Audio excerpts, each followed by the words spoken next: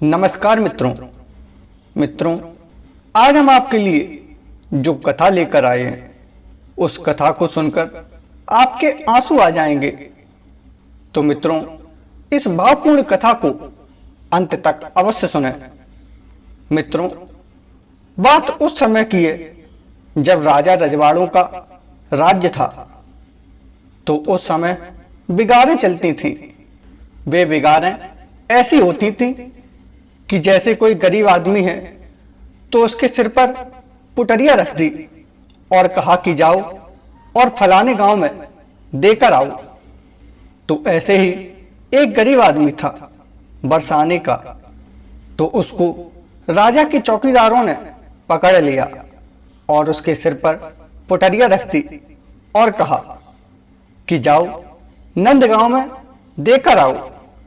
अब वह पुटरिया सिर पर रखकर चल दिया और सबसे पहले अपने घर गया और अपने घर जाकर अपनी बिटिया रतिया से बोला कि बिटिया, हम नंदगांव जब पुटरिया लेकर जा रहे हैं तो जब हम उधर से लौट कर आएंगे तो खेत पर ही रुक जाएंगे और तुम भोजन लेकर, मित्रों भोजन को कलेवा कहते हैं, तो मित्रों बोला कि तुम कलेवा लेकर खेत पर ही आ जाना, क्योंकि हम उधर से लौट कर आएंगे तो काफी समय हो जाएगा और भूख प्यास भी लगी होगी, तो हम खेत पर ही बैठकर भोजन कर लेंगे। मित्रों, इतनी बात अपनी बिटिया से कह के वो व्यक्ति पुटरिया लेकर नंदगांव की ओर चल देता है और वह चलते चलते यह सोचने लगता है कि मैं बरसाने का हूं और हमारे यहाँ की एक मौड़ी का विवाह नंदगांव में हुआ है और इस नाते से वह मेरी भी बिटिया ही हुई है। और वह इतना सोचते हुए बढ़ते जा रहा था। मित्रों, गर्मियों का समय था। गरीब आदमी और कच्ची रास्ताएं, उसके पास कोई चप्पलों की व्यवस्था भी नहीं, नंगे पैर चलता जा रहा है और अपने मन में यही विचार करता जा रहा है कि मेरे गांव की एक बिटिया का विवाह नंदगांव में हुआ है और इस नाते वह भी मेरी बिटिया ही है और इसीलिए उस गांव का मैं अन्न जल ग्रहण नहीं कर सकता हूं। मित्रों, चलते चलते जहां उसको वह पुटरिया पहुंचानी थी वहां उसने वह पुटरिया पहुंचाई और जब वह वहां से चलने लगा तो वहां के लोगों ने कहा कि भैया, बहुत चढ़ी दोपहरी है, तुम एक काम करो, कुछ खाना पीना खा लो और थोड़ी देर विश्राम कर लो। तो मित्रों, उन लोगों के इतने वचन सुनकर उसके अंदर से क्या भाव निकलते हैं सुनिए कि मेरी लली लाडली की ये है प्यारी राजधानी, इसलिए मुझको यहाँ का पीना नहीं है पानी। मित्रों, इतनी बात कहकर वह वहां से चल दिया और भरी दोपहरी में वह वहां से नंगे पैर चला आ रहा है। गरम गरम हवाएं लपट चल रही है, बहुत तेज धूप है। मित्रों, जब वह अपने गांव के नजदीक आ गया और भूख प्यास और गर्मी के कारण उसकी आंखों के सामने अंधेरा छा गया। मित्रों, जिसको हम लोग बोलते हैं तमारो, उसको तमारो आ गया और वह चक्कर खाकर वहीं गिर पड़ा। मित्रों, जब वह बेहोश होकर गिर पड़ा फिर भी उसके मुख से राधा रानी का नाम निकलता रहा कि वह भी मेरी बिटिया ही है और मैं वहां का पानी नहीं पी सकता था। मित्रों, अब उधर गोलोक में भगवान श्री कृष्ण अपनी सेज सैया पर सोए हुए थे और इधर जैसे ही वह आदमी बेहोश होकर धरती पर गिरा तो उधर क्या हुआ सुनिए आप। मित्रों, जैसे ही इधर वह आदमी बेहोश होकर जमीन पर गिरा तैसे ही उधर गोलोक में भगवान श्री कृष्ण अचानक नींद से जागे और भड़बड़ाकर उठ खड़े हुए और रोने लगे और रोते हुए दाऊ दाऊ पुकारने लगे, क्योंकि मित्रों उसकी बेटी रतिया भी उसको दाऊ ही बुलाती थी। मित्रों रोते रोते कहीं भगवान भोजन की थाल लेकर अपने महल तक जाते और वापस अंदर आ जाते। इतना सब कुछ राधा जी ने देखा तो उनके चरणों में गिरकर उनसे प्रार्थना करने लगी कि हे भगवान, क्या हो गया है? आप ऐसे रो क्यों रहे हैं? क्या कारण है? लेकिन मित्रों भगवान बुरी तरह रो रहे थे और बार बार रोते हुए कहीं दाऊ दाऊ चिल्लाने लगे, कहीं राधा राधा चिल्लाने लगे और उनका रो रो कर बुरा हाल होने लगा। राधा रानी भगवान की इस स्थिति को देखकर उनसे बार बार पूछने लगी, हे प्रभु, आखिर क्या हो गया है? क्या तकलीफ है आपको? आखिर ऐसी क्या गलती हो गई है? आप ऐसे रो क्यों रहे हैं? क्या कारण है? तो भगवान ने कहा कि राधे, तुझसे कछु ना बिगड़ी और जाकर के जल्दी से कलेवा ले आ। कलेवा मित्रों भोजन, जल्दी से भोजन ले आ। तेरा बाप भूखा है, उसके जाकर के प्राण बचाओ। भगवान की बातों को सुन राधा जी बोली, हे प्रभु, कैसा बाप? कहां वे सुध है?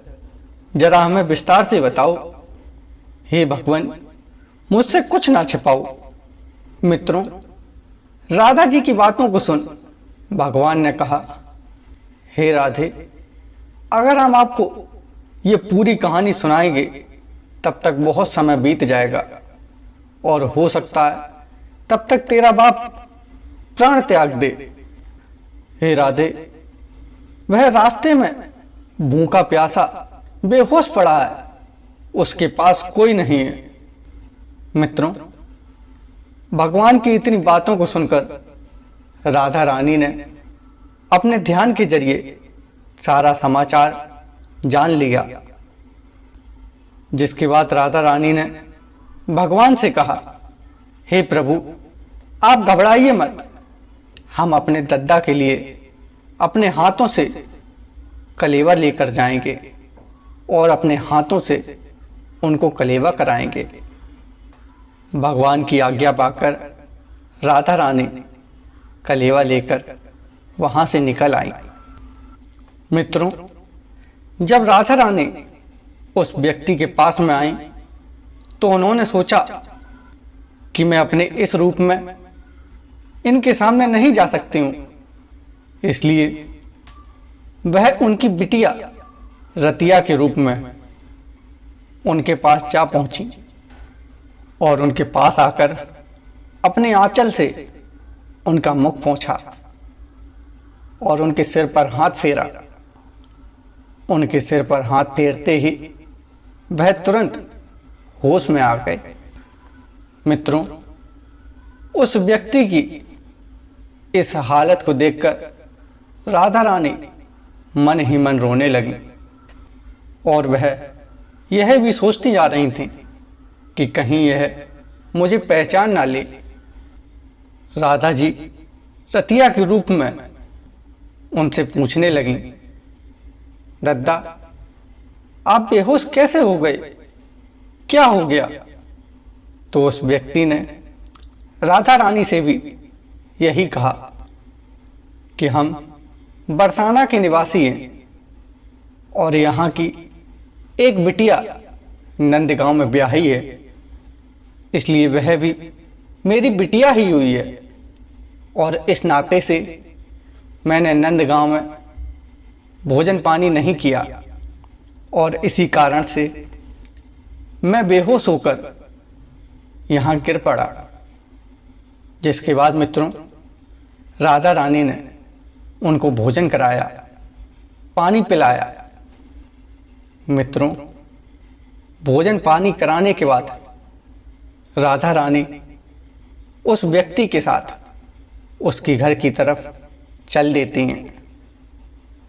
लेकिन मित्रों, रास्ते में चलते चलते गलियों में इधर उधर होते ही राधा रानी गायब हो जाती हैं, क्योंकि घर पर तो उस व्यक्ति की बिटिया पहले से ही मौजूद थी। मित्रों, जब वह व्यक्ति घर के बाहर पहुंचा तो उसकी बिटिया ने जब देखा कि पिताजी नंदगांव से वापस आ गए हैं, तो वह जल्दी से खाना परोस कर ले आई और दद्दा से बोली, दद्दा क्या करूं, मैं भोजन के लिए लेट हो गई, इसीलिए मैं भोजन खेत पर नहीं ला सकी, मुझे माफ कर दो। और वह आदमी रतिया की इतनी बात सुन नाराज होने लगा कि बिटिया तू ये क्या कह रही है, अभी तो तू मुझे भोजन कराकर ठंडा पानी पिलाकर मेरे साथ आ रही थी और रास्ते में ही पता नहीं कहाँ गायब हो गई थी और मुझसे पहले घर भी आ गई। लेकिन रतिया बिटिया तो यह सोच रही थी कि दद्दा बहुत नाराज हैं, इसलिए वह कान पकड़कर उनसे माफी मांगने लगी कि दद्दा आज आप भोजन कर लीजिए, आज के बाद आपको कभी शिकायत का मौका नहीं मिलेगा, आज आप भोजन कर लीजिए। लेकिन वह आदमी बार बार यही कह रहा था कि तेरा दिमाग खराब हो गया है क्या, अभी तो तुम भोजन पानी कराकर मेरे साथ ही आ रही थी। मित्रों, जब इसी तरह काफी देर तक यह बातें चलती रहीं तो कुछ समय बाद अचानक से उस व्यक्ति के ज्ञान का नेत्र खुल गया और वह सोचने लगा कि अगर रतिया बिटिया भोजन लेकर नहीं आई थी तो भोजन लेकर कौन आया था। जिसके बाद जब वह आंखें बंद करता है तो उसको सारी घटनाएं दिखने लगती हैं। वह देखता है कि राधा रानी स्वयं उसके लिए भोजन लेकर आई थी और वह यह सब देखकर भाव विभोर होकर रोने लगता है और कहने लगता है कि जिसके हाथों से भोजन पाने के लिए देवता, साधु, संत सभी लोग कितनी तपस्या करते हैं, लेकिन मुझे तो सिर्फ एक संबंध के निभाने के कारण राधा रानी ने खुद ही मुझे भोजन कराया। यह सब देखकर वह भाव विभोर होकर रोने लगे। मित्रों, मेरा इस कथा को सुनाने का औचित्य सिर्फ इतना ही है कि मनुष्य भगवान के साथ कोई संबंध बनाकर उसको एक बार निभाए तो जरा। मित्रों, दुनिया के सारे संबंध एक बार व्यर्थ हो सकते हैं, लेकिन भगवान के साथ बनाया गया संबंध कभी व्यर्थ नहीं हो सकता है। मित्रों, भगवान को पाने का सबसे सरल तरीका यही है कि हम उनसे कोई संबंध बनाएं और उस संबंध का निर्वाह करें। मित्रों, हमारे जीवन में जिसका भी अभाव हो, हमें भगवान से वही संबंध बना लेना चाहिए और उस संबंध को निभाना चाहिए। मित्रों, मेरा यह विश्वास है कि यदि आप उस संबंध को बखूबी निभाएंगे तो भगवान भी आपके संबंध को निभाने के लिए तैयार रहेंगे। तो मित्रों, आपको यह कथा कैसी लगी, आप हमें नीचे कमेंट बॉक्स में कमेंट कर अवश्य बताएं और अपने मित्रों के साथ इस कथा को शेयर जरूर करें और इस वीडियो को लाइक जरूर करें।